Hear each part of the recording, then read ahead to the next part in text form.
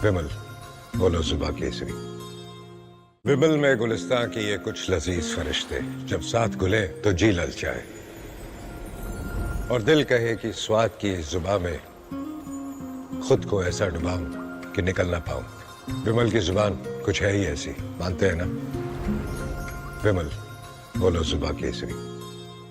विमल में गुलिस्तां की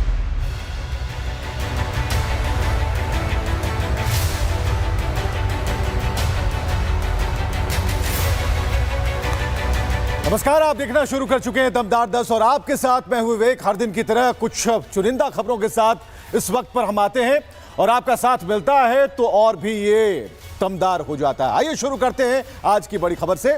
तो खबर इस पर आने वाली है और खबर ये होगी कि आखिर सियासत में क्या चल रहा है, लेकिन बॉयकॉट हथियार क्या चुनावी बेड़ा पार करवाएगा? तेजस्वी यादव इसी बात को बार बार रिपीट कर रहे हैं। संदेह हो रहा है कि क्या कहीं डर तो नहीं गए, क्योंकि बराबर कह रहे हैं कि हम बहिष्कार कर देंगे चुनाव का। अब ऐसे में जो बिहार की सियासत है वो अलग ही रुख अपना रही है। देखिए,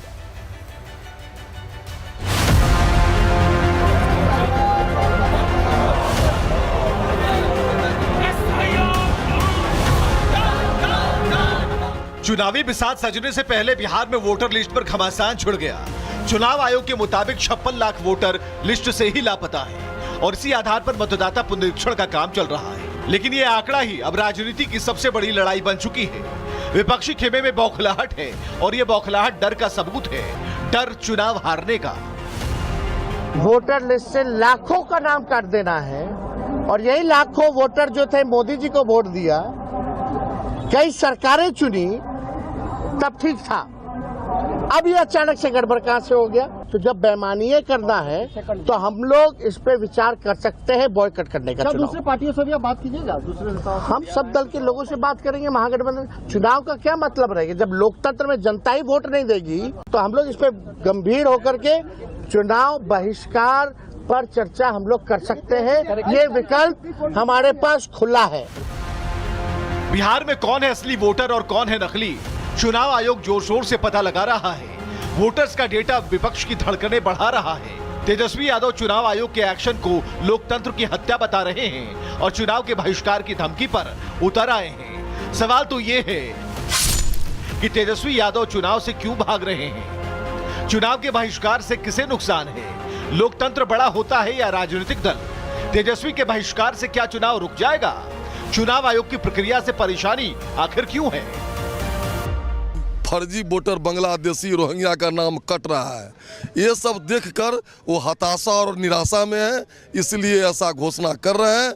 बिहार की जनता मन बना चुकी है कि आने वाले विधानसभा चुनाव में 225, 25 से 30 फिर से नीतीश जी और माननीय मोदी जी के नेतृत्व में बिहार की जनता एकजुट है। आने वाले वोट के सुनामी को देख करके उन्होंने ऐसा निर्णय लिया है। ये तो बहुत बड़ा निर्णय है और महागठबंधन के नेताओं के द्वारा ये विचार किया जा रहा है कि जनता के जब पूछेंगे और जनता कहेगी तो हम लोग चुनाव का भी बहिष्कार करेंगे।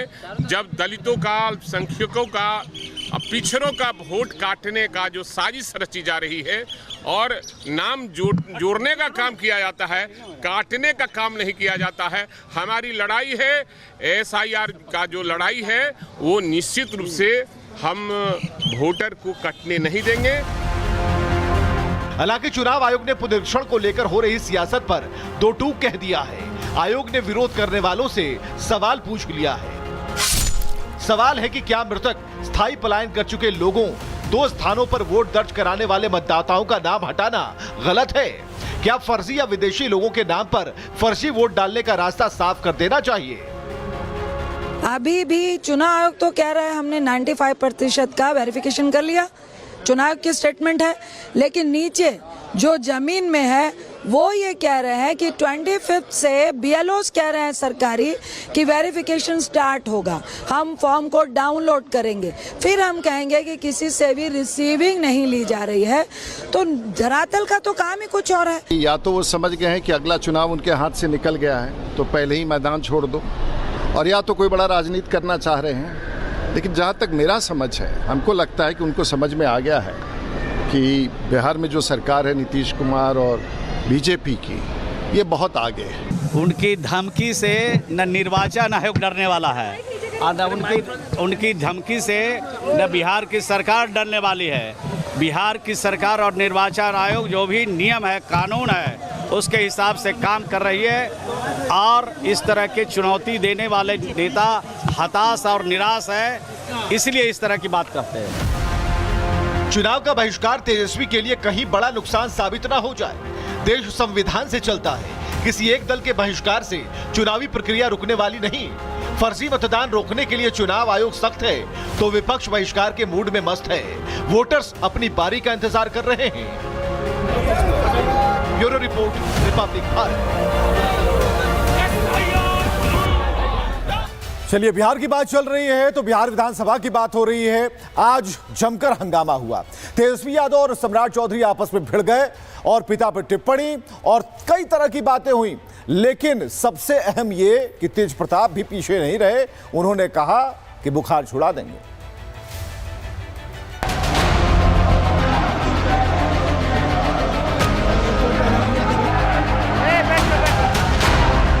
आप क्षमा मांगे पर नहीं, क्षमा मंगवाइए। नेता विरोधी क्षमा मंगवाइए। आप जोर से बोलोगे सब लोग बैठ गए तो गीला हो जाएगा।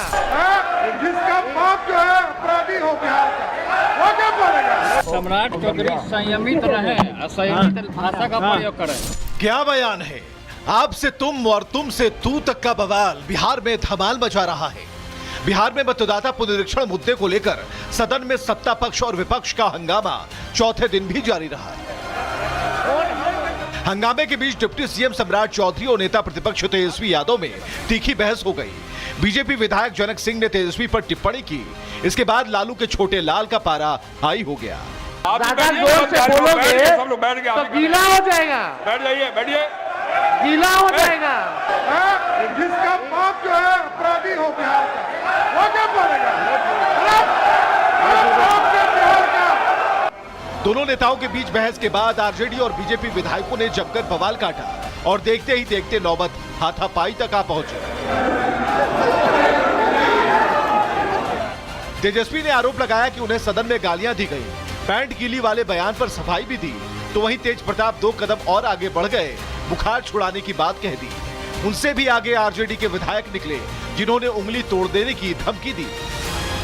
भाजपा के जनक सिंह ने मेरे को माँ बहनों की लगातार गालियां दी। ज्यादा जोर जोर से चिल्लाएगा तो पैंट गीला हो जाएगा।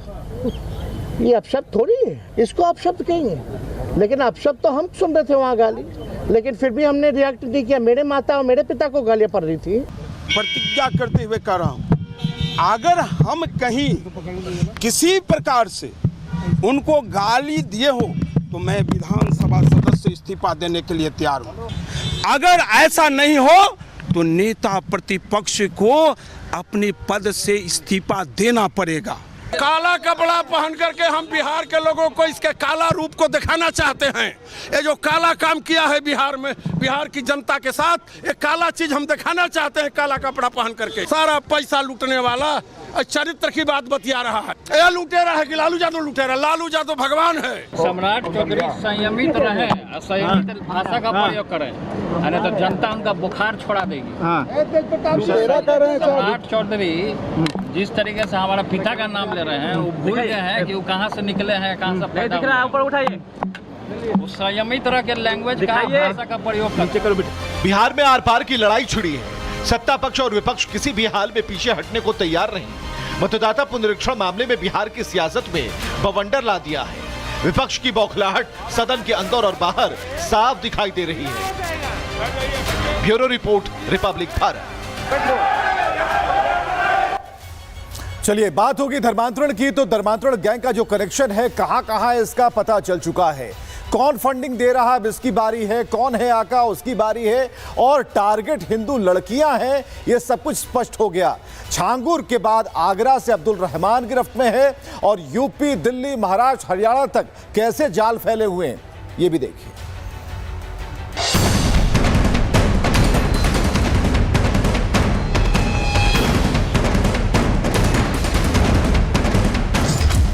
हिंदुओं को बहलाना, फुसलाना और जबरन धर्मांतरण करवाना छांगुर और अब्दुल रहमान जैसे बहुरूपीय देश में ना जाने कितने हैं। उत्तर प्रदेश धर्मांतरण गिरोह के पंजे में बुरी तरह से फंसता दिख रहा है। बलरामपुर से धर्मांतरण का सिंडिकेट चला रहे छांगुर के नेटवर्क का पूरी तरह राजफाश हुआ भी नहीं कि कुशीनगर, आगरा और लखनऊ में धर्मांतरण रैकेट चलाने वाले सिंडिकेट के खुलासे ने खलबली मचा दी। आगरा पुलिस अब भी यकीन नहीं कर पा रही है कि दिल्ली में रहने वाला अब्दुल रहमान का नेटवर्क आगरा से लेकर हरियाणा तक फैला है। अब तक सैकड़ों लड़कियों का धर्मांतरण करा चुका है। अब्दुल रहमान का करीबी रहमान कुरैशी भी पुलिस के शिकंजे में है। रहमान ने विदेशी फंडिंग की बात कबूल ली है। रहमान कुरैशी को क्रिप्टो करेंसी से पैसे आते थे। रहमान सुन्नाह नाम से यूट्यूब चैनल चलाता था। सोशल मीडिया पर कन्वर्टेड लोगों के वीडियो पोस्ट करता था। पुलिस को धर्मांतरण में इस्तेमाल इंस्टाग्राम आईडी हाथ लग गई है। चलिए अब यूपी के ऊर्जा मंत्री की बात करते हैं। आजकल सुर्खियों में है। जनता की बिजली की मांग पर वो अलग अलग तरह के बयान देते हैं। कभी जय श्री राम का नारा लगवाते हैं।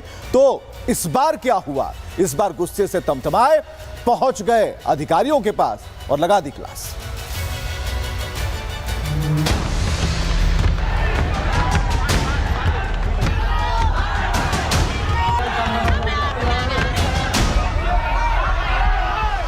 यूपी के ऊर्जा मंत्री ने बिहार में फ्री बिजली का मजाक उड़ाया। न बिजली आएगी न बिल आएगा।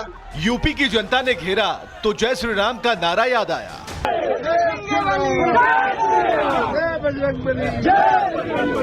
कार्यक्रम में बिजली गुल तो अधिकारियों पर गुस्सा आया। ऊर्जा मंत्री ए.के. शर्मा आज पूरे चार्ज में थे। उत्तर प्रदेश की बिजली आपूर्ति और वादों पर जब जनता ने घेरा तब मंत्री जी को समझ आया कि बिजली आती है तो वोट दिलाती है, नहीं आती तो गालियां खिलाती है।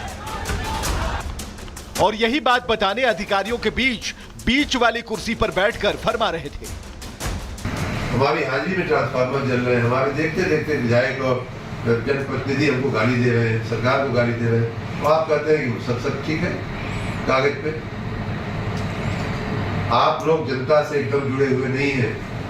एसी ऑफिस में बैठ कर रिपोर्ट तैयार कर देना बहुत आसान होता है। तो ये रिपोर्ट सुनने का कोई मतलब नहीं है आप लोगों की। मंत्री जी ने बताया, मैं बहुत नाराज हूं, दुखी हूं और सामने बैठे यूपी पीसीएल के चेयरमैन का नाम लेकर कह दिया हम सरकार चला रहे हैं, बनिए की दुकान नहीं।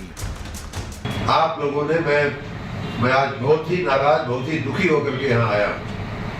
और मैं फिर आशीष आपको भी कह रहा हूँ कि हम एक पब्लिक यूटिलिटी चला रहे हैं, पब्लिक सर्विस चला रहे हैं। ये कोई बनिया की दुकान नहीं हम चला रहे हैं। पैसा नहीं दिया सामान नहीं मिलेगा, सामान हमको देना पड़ेगा।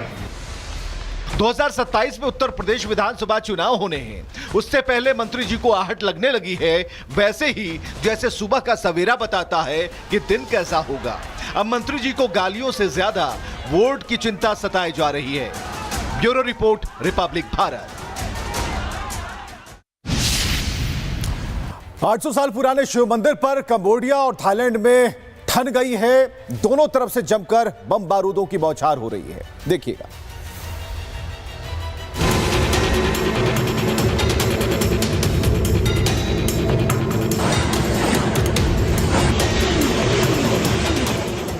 मंदिर के लिए दो देश आमने सामने। कंबोडिया थाईलैंड के अपने अपने मायने। सावन में सिखेश्वर मंदिर पर भिड़ गए दो देश। थाईलैंड और कंबोडिया के बीच सीमा विवाद बना हिंसक। विवाद के बीच जारी है खूनी एक्शन। ड्रोन से लेकर फाइटर जेट और रॉकेट लॉन्चर से हो रहे हमले। लेकिन यह भी समझिए कि विवाद क्या है। प्री विहियर मंदिर और आसपास के 4.6 वर्ग किलोमीटर क्षेत्र पर विवाद है। प्री विहियर मंदिर डांगरेक पर्वत पर स्थित है। 1962 में इंटरनेशनल कोर्ट ऑफ जस्टिस ने मंदिर पर फैसला दिया था। मंदिर को कंबोडिया को सौंपा, लेकिन आसपास का क्षेत्र अभी भी विवादित है। 2008 और 2011 में भी इस इलाके में दोनों देशों के बीच झड़पें हुई थी। थाईलैंड और कंबोडिया की सीमा करीब 817 किलोमीटर लंबी है। 2011 में संघर्ष के दौरान 36,000 से ज्यादा लोग बेघर हुए थे। सीमा विवाद सुलझाने के लिए संयुक्त सीमा आयोग बना था। थाईलैंड ने दावा किया कि कंबोडिया ने उसके खिलाफ ड्रोन का इस्तेमाल किया। इसके जवाब में थाईलैंड ने 6 F-16 जेट से कंबोडिया सैन्य मुख्यालयों पर हमला कर दिया। कंबोडिया ने इसे आत्मरक्षा बताते हुए मल्टीपल लॉन्च रॉकेट सिस्टम से थाईलैंड की ओर फायरिंग की, जिससे क्षेत्रीय तनाव और बढ़ गया। थाईलैंड ने कंबोडिया पर 1997 की ओटावा संधि का उल्लंघन करने का आरोप लगाया, जो बारूदी सुरंगों के निर्माण और उपयोग पर प्रतिबंध लगाती है। अब थाईलैंड विदेश मंत्रालय कंबोडिया के खिलाफ औपचारिक शिकायत दर्ज कराएगा। थाईलैंड की सेना ने नागरिक क्षेत्रों पर कंबोडिया के हमलों में मरने वालों का आंकड़ा जारी कर दिया है। कुल 9 लोग हमले में मारे गए हैं, जबकि 14 लोग घायल हैं। इस तनाव के बीच सीमा बंद होने से दोनों देश के लोग परेशान हैं। कंबोडिया में काम करने वाले थाई मजदूर बेरोजगार हैं। सीमा पार का व्यापार ठप है। बाजारों में सामान की किल्लत है। कंबोडिया में थाई टीवी शो और फिल्मों पर पाबंदी लगाई गई है। इस तनाव ने पूरे दक्षिण पूर्व एशियाई क्षेत्र में अस्थिरता बढ़ाने की आशंका को और मजबूती दे दी है। Bureau report, Republic Bharat. और बड़ी खबर इस वक्त हम आपको बता रहे हैं लंदन से, जहां पर प्रधानमंत्री गए हुए हैं। किंग चार्ल्स III से प्रधानमंत्री नरेंद्र मोदी की मुलाकात हुई है और एक सुखद मुलाकात इसे, और ये तस्वीरें सामने आ गई हैं। ये लंदन से तस्वीरें जहां प्रधानमंत्री किंग चार्ल्स III से मिले हैं और मुलाकात की ये तस्वीरें बता रही हैं। ये बकिंगम पैलेस में प्रधानमंत्री नरेंद्र मोदी से मुलाकात और कई विषयों पर एक साथ बात। भारत लगातार आगे बढ़ता जा रहा है और कैसे कैसे भारत जो है अपनी उस बातचीत के अंश को पूरे विश्व तक फैला रहा है। तो बकिंगम पैलेस से ये तस्वीरें जहां पीएम मोदी ने मुलाकात की है और किंग चार्ल्स III से प्रधानमंत्री की मुलाकात की ये तस्वीरें बिल्कुल खास हैं, बिल्कुल नई है। और सबसे अहम बात, एक पौधा उन्हें भेंट किया है। तो लंदन में पीएम मोदी का भव्य स्वागत हुआ और स्वागत ही नहीं बल्कि भारत और ब्रिटेन के बीच मुक्त व्यापार समझौते पर हस्ताक्षर हुए हैं।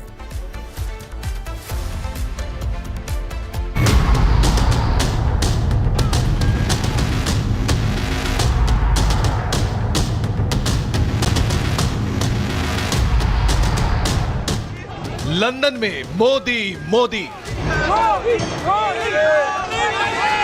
FTA की डील हुई पक्की। पीएम मोदी लंदन दौरे पर हैं। इस दौरान भारत और ब्रिटेन के बीच हुई FTA डील ने दोनों देशों के रिश्तों को स्वाभाविक और ऐतिहासिक बनाने में कोई कसर नहीं छोड़ी है। ब्रिटेन के पीएम कीर स्टारमर के साथ द्विपक्षीय बैठक को पीएम मोदी ने महत्वपूर्ण बताया और दोनों देशों के भविष्य के दरवाजे खोलने वाला कहा। साथ ही व्यापार, निवेश और रोजगार के मौकों को खोलने वाला बताया। आज हमारे संबंधों में एक ऐतिहासिक दिवस है। मुझे प्रसन्नता है कि कई वर्षों की मेहनत के बाद आज दोनों देशों के बीच comprehensive economic and trade agreement संपन्न हुआ है। FTA डील से सीमा शुल्क से छूट मिलेगी, आयातित वस्तुएं सस्ती हो जाएंगी, निर्यात में वृद्धि होगी, तेज आर्थिक विकास होगा और उच्च प्रतिस्पर्धा से लाभ होगा। वहीं दोनों देशों के बीच आपसी व्यापार को बढ़ावा मिलेगा, आयात निर्यात को बढ़ावा मिलेगा, सीमा शुल्क में कटौती होगी। इसका सीधा फायदा दोनों देशों को होने वाला है। भारत ने अब तक कई प्रमुख देशों के साथ मुक्त व्यापार समझौते किए हैं। इनमें UAE, जापान, आसियान देश, मॉरिशस, दक्षिण कोरिया शामिल हैं। साथ ही जलवायु परिवर्तन, खालिस्तानी आतंकी, वैश्विक आतंकवाद और भगोड़े आर्थिक अपराधियों पर नकेल कसने जैसे तमाम मुद्दों पर ब्रिटेन के पीएम के साथ बातचीत हुई है। इससे पहले पीएम मोदी ने पहलगाम हमले की निंदा करने पर ब्रिटेन के पीएम को धन्यवाद कहा, तो आतंकवाद के खिलाफ मिलकर काम करने की बात कही, तो अहमदाबाद प्लेन हादसे में मारे गए लोगों पर संवेदना जताई। Bureau report, Republic Bharat. तो आज के लिए दमदार 10 में बस इतना ही। आप जहां भी रहें खुश रहें और रिपब्लिक भारत जरूर देखते रहें। शुक्रिया।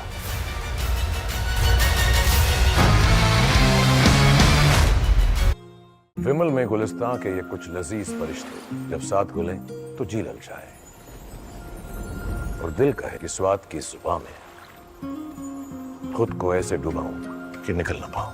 विमल की जुबान कुछ है ही ऐसी, मानते हैं? विमल बोलो जुबान कैसी?